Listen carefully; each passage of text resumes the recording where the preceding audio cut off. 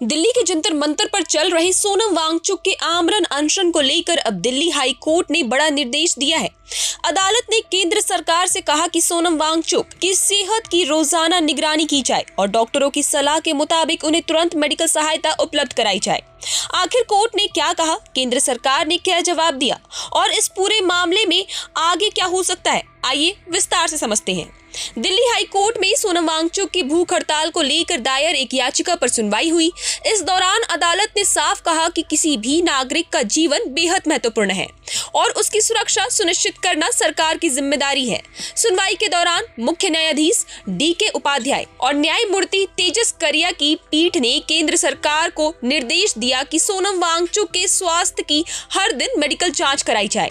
अगर डॉक्टरों की रिपोर्ट में उनकी हालत चिंताजनक दिखाई देती है तो बिना किसी देरी के जरूरी इलाज उपलब्ध कराया जाए। कोर्ट ने यह भी कहा कि सरकार डॉक्टरों की सलाह के आधार पर जो भी चिकित्सा हस्तक्षेप जरूरी हो उसे तुरंत लागू करे। अदालत ने इस मामले में केंद्र सरकार के रुख की सराहना भी की। अब बात करते हैं केंद्र सरकार ने कोर्ट में क्या कहा। सरकार की ओर से सॉलिसिटर जनरल तुषार मेहता अदालत में पेश हुए। उन्होंने कोर्ट को भरोसा दिलाया कि सरकारी डॉक्टरों और मेडिकल विशेषज्ञों की टीम हर दिन सोनम वांगचुक की स्वास्थ्य जांच करेगी। उन्होंने कहा कि अगर डॉक्टरों की रिपोर्ट में किसी भी तरह का खतरा सामने आता है तो आवश्यक मेडिकल ट्रीटमेंट तुरंत उपलब्ध कराया जाएगा। यानी सरकार ने अदालत को आश्वस्त किया है कि वांगचुक के स्वास्थ्य के साथ किसी तरह की लापरवाही नहीं बरती जाएगी। दरअसल ये पूरा मामला उस याचिका से जुड़ा है जिसमें अदालत से अपील की गई थी कि सोनम वांगचुक को अस्पताल में भर्ती कराया जाए। याचिकाकर्ता ने ये भी मांग की थी कि जरूरत पड़ने पर उन्हें तरल आहार दिया जाए और यदि डॉक्टर उचित समझे तो अन्य आवश्यक चिकित्सा प्रक्रिया भी अपनाई जाए। याचिकाकर्ता का कहना था कि अगर सोनम वांगचुक के साथ कोई गंभीर घटना होती है तो ये सिर्फ देश ही नहीं बल्कि अंतर्राष्ट्रीय स्तर पर भी भारत की छवि के लिए चिंता का विषय होगा। अब सवाल ये है कि आखिर ये अनशन किस मुद्दे पर हो रहा है। सोनम वांगचुक 28 जून से आमरण अनशन पर बैठे हैं। उनका ये अनशन जंतर मंतर पर चल रहे उस विरोध प्रदर्शन का हिस्सा है जिसकी शुरुआत कांग्रेस जनता पार्टी यानी CJP ने की थी। इस आंदोलन की मुख्य मांग है कि नीट UG परीक्षा में कथित पेपर लीक और प्रतियोगी परीक्षाओं में हुई कथित अनियमितताओं की नैतिक जिम्मेदारी लेते हुए केंद्रीय शिक्षा मंत्री धर्मेंद्र प्रधान इस्तीफा दें। बाद में सामाजिक कार्यकर्ता सोनम वांगचुक भी इस आंदोलन में शामिल हुए और उन्होंने आमरण अनशन शुरू किया। गुरुवार को उनके अनशन का 19वां दिन शुरू हो गया।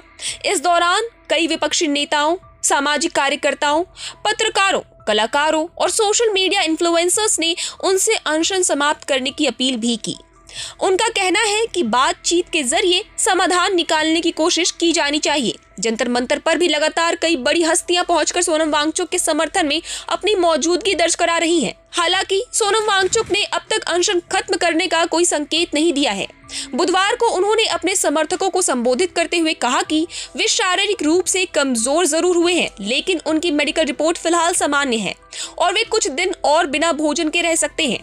उन्होंने अपने समर्थकों से 20 जुलाई को प्रस्तावित संसद चलो अभियान में बड़ी संख्या में शामिल होने की भी अपील की है।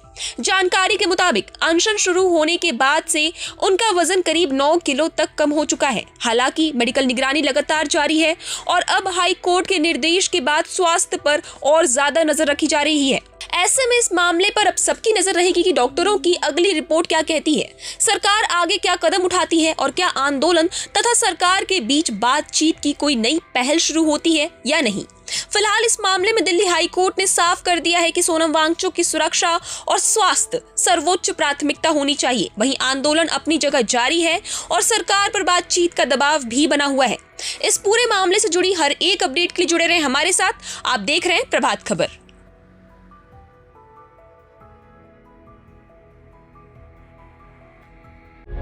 प्रभातखबर.com, विश्वास वही, रफ्तार नहीं।